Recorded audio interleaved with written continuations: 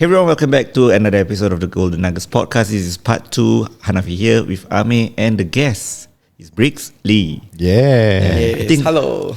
I think we talk about property never finish, but I think let's continue, Ame. Yeah. So, just now we talked a lot about the JB market.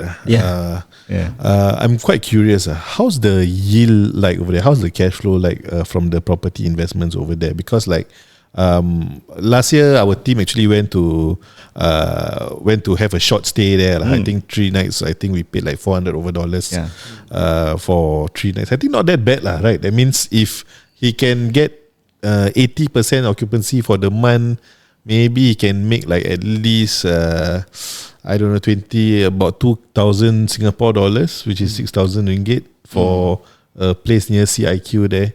Like, do you think that's a good yield, or is that the average market rate over there? So there's a few ways to get income from property. So one of the way is the one that you mentioned. We call Airbnb way. Yeah. So in Malaysia, Airbnb is legal. Yes. Yeah, but not in Singapore. Cannot. So in that way, because he is an operator, so he probably own multiple units and manage. So because of the skill, he can manage that. But if for me, I most of the time I'll be in Singapore. So I didn't do Airbnb way. If I would do Airbnb way, I will do that under operator. So usually they will take 30% profit sharing from me. So for me, I would like buy a property and then rent for long term. So long term lease. Correct, long term lease. So for the yield that I get, right, usually I will get like 8% rental yield for a apartment unit that I buy and then rent for long term. Long term means like 1 year lease. So it's like a contract. That's your minimum, is it? 1 year? Minimum can be 6 months as well, but usually as a norm is 1 year. 1 year. 1 year lease. Okay. How do you eventually transition to Singapore's property investment? Oh, how did I? So when I shared with you that I own 20 properties in JB, right? So that point of time, I was talking to my wife. I said, hey, we own some properties, we got some rental income. Shall we move and stay in JB? Then my wife loves Singapore. So she liked the safety in Singapore, the way Singapore have education. So she liked our children to study in Singapore. So then my plan have to be cancelled, right? Or doesn't work. So I have to then because if I use ringgit rental, ringgit Malaysia, and then convert to Singapore dollar, I can't afford to stay in Singapore, or I can't afford to like stop working yet. So then I started to think, can I do this in Singapore? So I started to search gurus in Singapore. That was the time that I think, hey, I should go to join Marco class. Which year was this when you first? It was 2017. 2017. Then within 2 years, I stopped working. Wow. As an engineer, yes. So that means because 15 years in the shipyard industry, right? Shipyard industry, right? That means on your 13th year you were actually considering this for Singapore. Correct. And then on the 15th year I retire from engineering. I see. Why suddenly retire at that point of time? Is it because like the cash flow from Singapore's property is better, or why? Why exactly? Yes. So in Singapore, I do one equal to 3 times at least, right? Because of the currency exchange, right? And then when I can do that enough, when I have like a few properties that pay me rental, I can then stop working because my expenses or my bill are taken care by the rental. So and then that time I have 3 young children. So that time my children was very young. So they were in preschool. So because I have to report to work 7:30, so I need to send my children to reach the preschool by 7. And then I off work like 6:15. So usually when I reach my children's preschool, it is 7.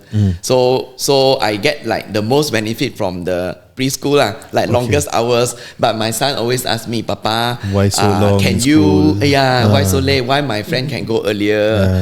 So can you pick me up earlier? So that time I think like I cannot because I have a work So with this this is one of the reason I like decided to I have enough rental income to cover myself, I think I should make a change in my life. Okay. Yeah, so I stopped working. And in Malaysia, 2 years you acquired 20 properties, right? What about Singapore? Singapore, the first 2 years, I think I acquire about 9 to 10. Oh, Yeah. okay. So with the 9 to 10, I managed to stop working. So in Singapore residential property, we actually need only 5%. Yeah. So last time I remember I bought my HDB. So I only used 5% cash. It was like 300,000. Yeah. Yeah, 300,000. So 5% means I 15, only need to 15. fork out 15,000. Yeah. So to me, it is an affordable investment. So I bought it, and then that time the MOP minimum occupancy period is only 6 months. Oh, So really? Yeah.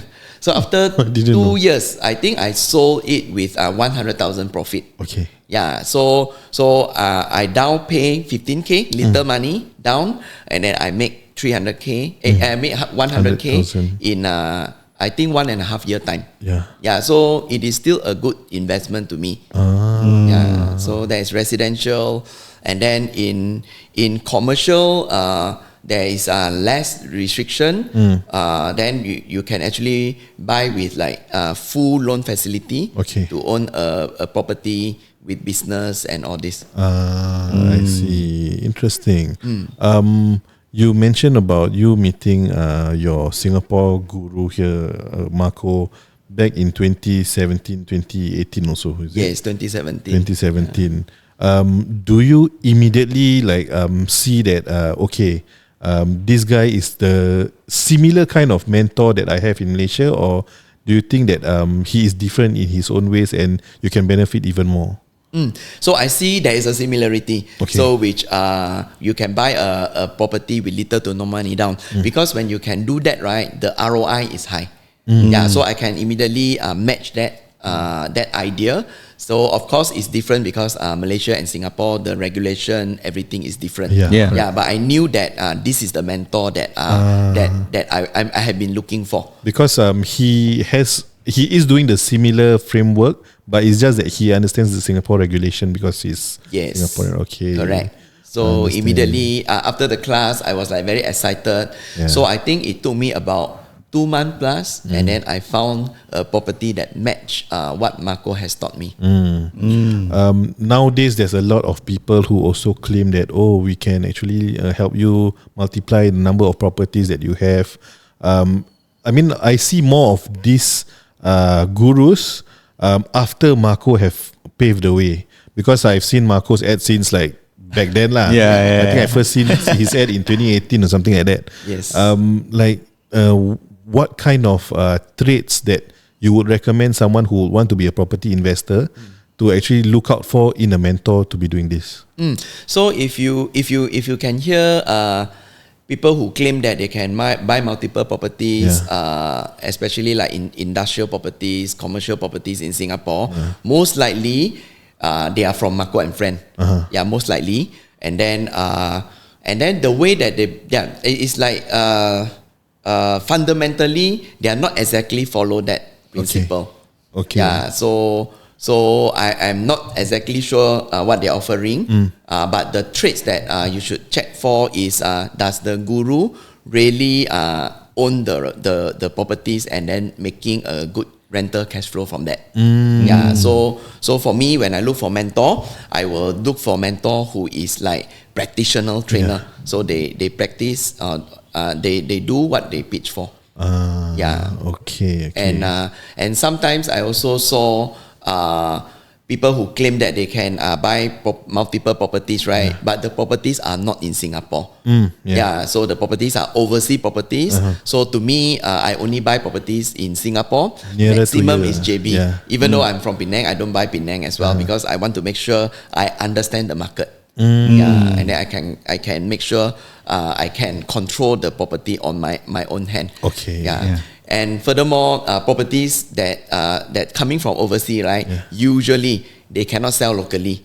Hence they sell to Singapore because of strong currency in Singapore. And then comparatively, those property will be seem as cheap compared to Singapore property. But it could be very expensive over there. Yes, it is lah. Yeah. It is. Most of the time it is. Yes. Okay, that's interesting. Because I think I also shared with you that I am looking at Dubai properties, right? Yes. But just now when you mentioned about invest in properties that is nearer to you, I think that makes a lot of sense lah. Yeah, because you can check in also anytime. Yeah, that's why anything wrong happen, I can. Okay, that's a very good advice also. We understand that currently you are working on a project called the Sri Indah Court. Yes. Yes. Can you share a bit more about that project that you're currently working? Sure, yeah. So Sri Indah Court is a project in JB. Okay. So it is like 6 minutes drive from Causeway CIQ. So 2 years ago, so I found a deal. So it's very rare to be able to find a condominium project with one single title, one owner. Oh, okay. Yeah. So usually condominium is one unit. So if you want to own the whole project, or to own and manage and develop the whole project, right? You need to deal with many owners. So that opportunity came by, and then the project was not managed well. I believe due to the effect of COVID-19. Okay. So during COVID-19, I think all the residents moved out. And then it was empty. I think a few units are tenanted, but both lifts are not working. The swimming pool is full of algae. Oh, really? Yeah, it's not working. Wow, so bad. Yeah, it's very bad. And I know that the unit is like almost gone into auction market. Okay. Yeah, so I saw the unit, and then I learned from Grant Cardone. They buy property buildings, and then they add value. And then they increase the property value by doing that. So when I see this building, I think that there is a similarity here. So I believe I can like take on this building and then add value and then increase the property value. Yeah. So now that building is 42,000 square feet built up. Okay. So there are 160 rooms in the building.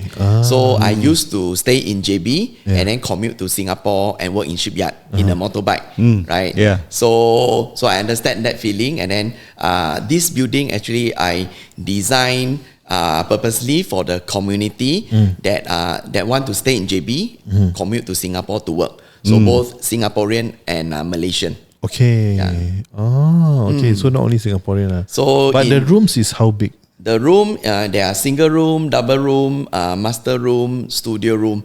So the smallest single room is still quite big. It's like 150 square feet. Oh, okay. Yeah. Quite big. Because I mean, like a lot of the hotels that I'm looking at, because I'm going for London for my trip. Yes. I think smaller than that. So yeah, it's getting smaller and smaller, but we maintain a certain comfortability there. Okay. Yeah. Okay. And then the biggest unit? Oh, the biggest unit, the master bedroom. Oh, is huge. It can be as big as 1 3-bedroom HDB, which is like 400 square feet, 500 square feet, right? Yeah. Okay. Wow, interesting. So that means you took over this development, and right now you are like what was the term? Is it like refurbishing it or? Yeah, so I took over. I repair, lift, swimming pool. Yeah, a lot of things to repair. I done it. I do refurbishing. So I do landscaping. It was like a jungle last time. Okay. Yeah, so I chop off the trees and then I do landscaping and then I add lighting. Yeah, so I make the place safe. Do you do this yourself or you hire a team to come? I got a team. Hire if you want to do. No. Because But there are people who like for designing all this, I think. So I have a good partner in JB. So they are award-winning architecture firm in JB. Okay. Yeah. So he is actually co-own the unit as well. So he is one of the partners in the unit. So if you go to Sri Indah Court and you see, right, the beauty, the architectural part are all done by them. They are called Recast DCO. Okay, Recast DCO. Yeah, in JB. So they do all that for me. Yeah. So to suit to make the place comfortable, nice, cozy. So and I also have like property management company. I outsource that to manage the building. So usually property management company, they help to manage a building as a like MCSD in Singapore. So they help to collect management fee. But for me, they help me to collect the rental. They help me to manage the building, maintain the swimming pool, maintain the lift and everything. Okay. And then I also set up a private car services to send residents here as early as 4:30 a.m. Wait, here as in Singapore? No, in Sri Indakot. So at 4:30 the car is ready. So they just To ferry them come down to the lift, ground floor, and then they hop onto the car, and then within 6 minutes they reach CIQ. Yeah, so to make comfortable or convenient for them. Cannot have a service that can straight go to their workplace or anything? Can, yeah. So, but then require like additional permits and that kind of stuff, right? Yeah. Actually, I have that third party service, but for people who work in JB and then commute to Singapore, cost is one of the concern, right? So they would use public transport. Yeah, but I do have Airbnb unit as well. So sometimes like people from KL Penang, they will book a room for 1 week. Like Airbnb style. In 1 week, we have a few studio room like that, and then they will hire a car. So we will add on service. Yeah, so we help them to book like a hotel concierge. So we have someone to book, and then we tell them, hey, your room is your car arrived. So we will tell the driver to go exactly where they want to go in Singapore, and then they will tell us they want to come back by what time. So they will send them back to Sri Indakot. This one no additional fee. Got it. So the transport will pay by the client. Okay. We will help them to arrange. Arrange. So that means if let's say I want to stay there with my family, maybe indefinitely or one different story lah. Yes. And then I want to make sure hypothetically, I want to make sure that there's transport that will send to my kids' school every day. Or no problem. No problem. Yes. Okay, so we can source the local service provider there. And then help you to do that. Okay. So like it's going to cost cheaper than buying a house here. Yeah, I mean, why not, right? Yes. Yeah, that's why. Yes. Yeah, I think I pay for the taxi fare every day from checkpoint to my girls' school also. I think not bad lah. Yes. Okay. That's quite interesting. How else are you uplifting this entire project? This development.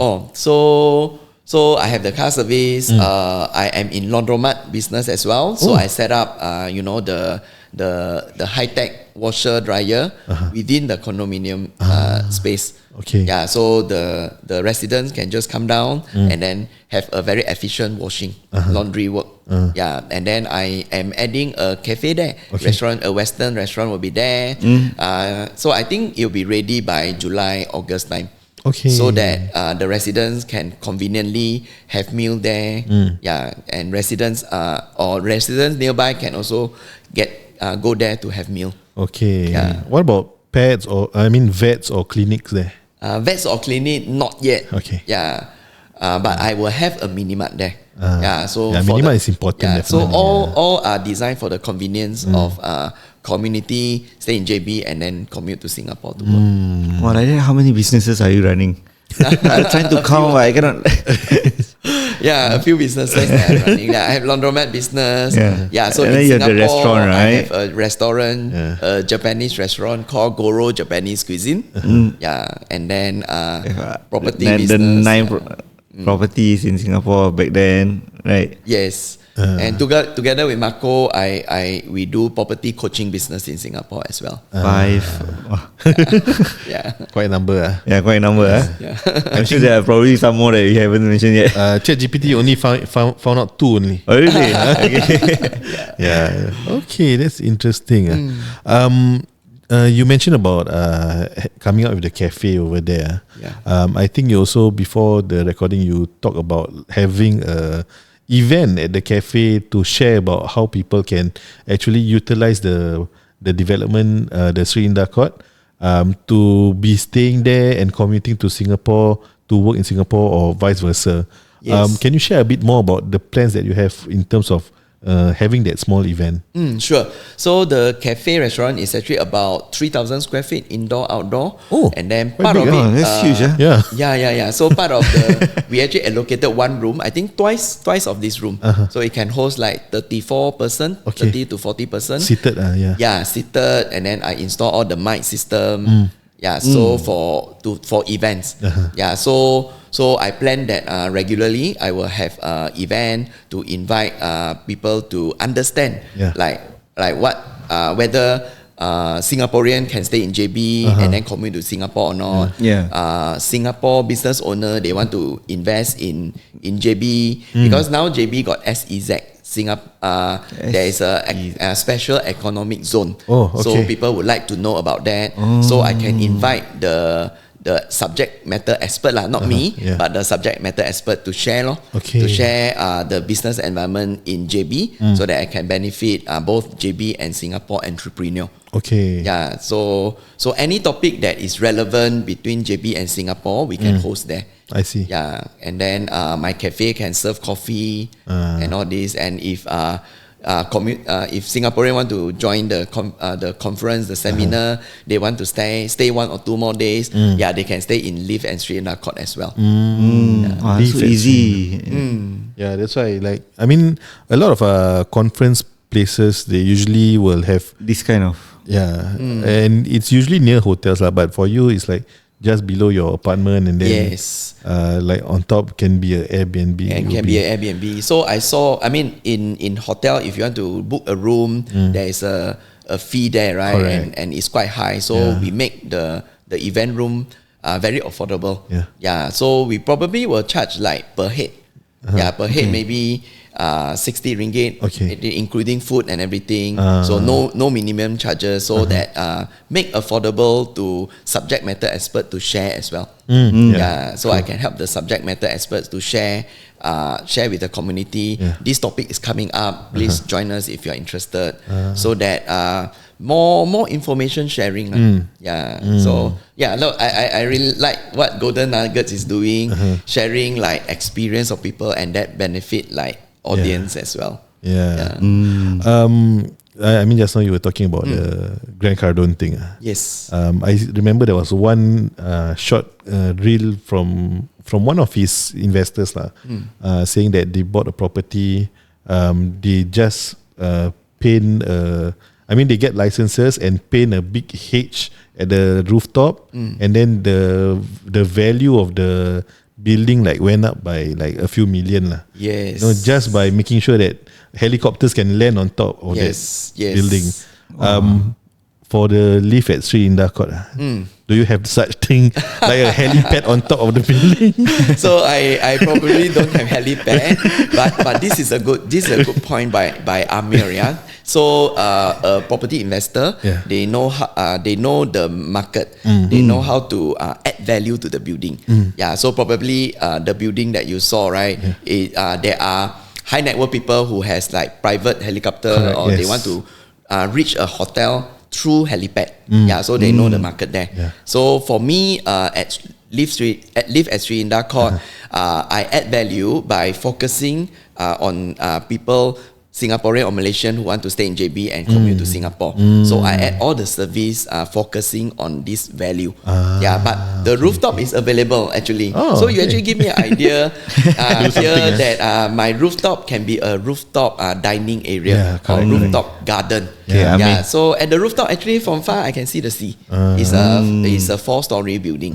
But at night we can see the city, the lighting. So I think it's a good cafe space. I mean, request or seek out for a 5% return. Yes. From the area, you can see Singapore. From far can see Singapore. Really? So from the rooftop can see. I think from far can see. Can see a bit of Singapore. I mean, it's a small dot anyway. That's good enough. Because it's a selling point. Sri Lanka is at a high ground, but because only 4-story, can see the sea and a bit of Singapore. Okay. But the environment is definitely nice for a cafe. Rooftop cafe. And it's not many. There are not many rooftop cafe in JB as well. That's why. I think we met someone in one networking group. he had a rooftop ice cream bar. Oh. Yeah, I don't know where exactly in Singapore lah, but after that he sold off also lah. But I think it's an interesting concept also. Yeah, the feeling is different. Okay, Hanafi, wanna have our second last segment? Yes, so we're gonna have two segments. Just to share with you. First one that we're gonna have is a rapid fire round, and then the next one will be a bonus question that Amir will ask lah. So, are you ready for the rapid fire? Rapid fire question. Yes. I don't know why, but this time around, Amir listed 8 questions. Oh, Wow. okay. Yeah, I think this one the most so far. Huh. Are you up for it? Yes. Okay. You got Japanese restaurant, right? Yes. Okay, so first question, bento or sushi? Bento or sushi? Yeah. Both. Oh. Yeah, so I have bento, but bento I serve during lunch hours, and then sushi is. But which one you prefer? Oh, you mean me? Yes. I love sushi. Sushi? Yes. Okay, favorite neighborhood in Singapore? Favorite neighborhood, Bukit Timah. Bukit Timah. Okay. One thing you must do before 8 a.m.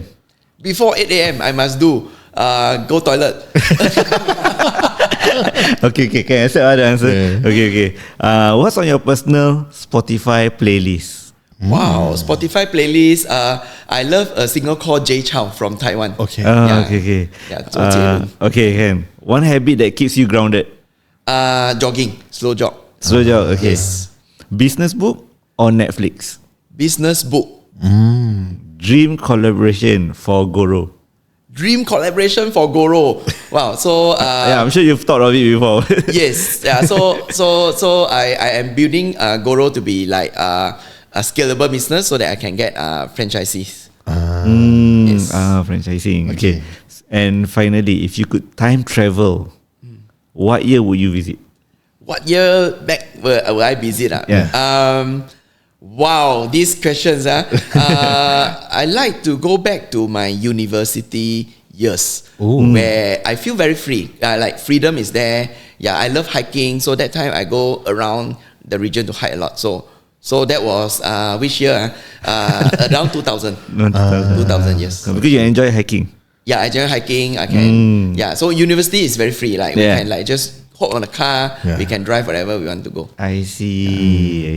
Okay, that's the end of the rapid fire. Yeah, so I wasn't prepared for this. Go on. Yes. Yeah. Well, Amir has the bonus question. Take it away, mate. So we have one last question we usually ask all our guests. Yeah. If today you are stripped away of everything, you got nothing left. Yeah. You only have $88 in your account. $80. Yeah. What would you do to rebuild back your life? Yeah. Wow. That means like no restaurant, no properties, but you have your network. And $88 in your I still pocket. know Amir, right? I still have Amir in my. So what I will do is I will reconnect with all my network because I truly believe that your network is my network is my net worth. Yeah. So $80 is just a cash, but the great net worth is actually in my network. So I call Amir, I will call my connection, my friends, and then I will get ideas and then see how to collaborate. So through that, I believe is the fastest way to rebuild my life. Nice. Satisfied with the answer? Yes, of course. Of course. Yeah. Yeah, because you also believe in networking, right? Yes. So early this year, we usually have like what is one word that we want to use to define our year lah.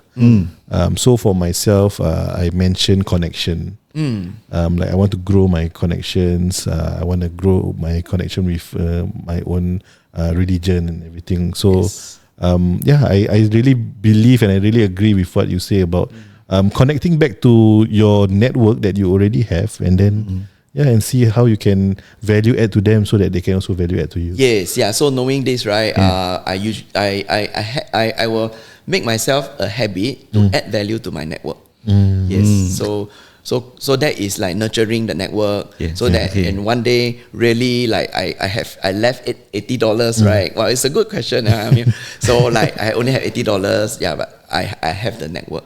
Yeah. Before we let you go, one piece of advice for people who want to venture into property investment. I would say if venture into properties, right, get a guru, get a mentor will be useful, and then get the fundamental right. Yeah. So properties, fundamentals. actually, I will know that I'm making money at the moment I buy, not at the moment I sell. Yeah. So when I buy or I invest in street Indacort, I know I can visualize this is this is what I'm going to do.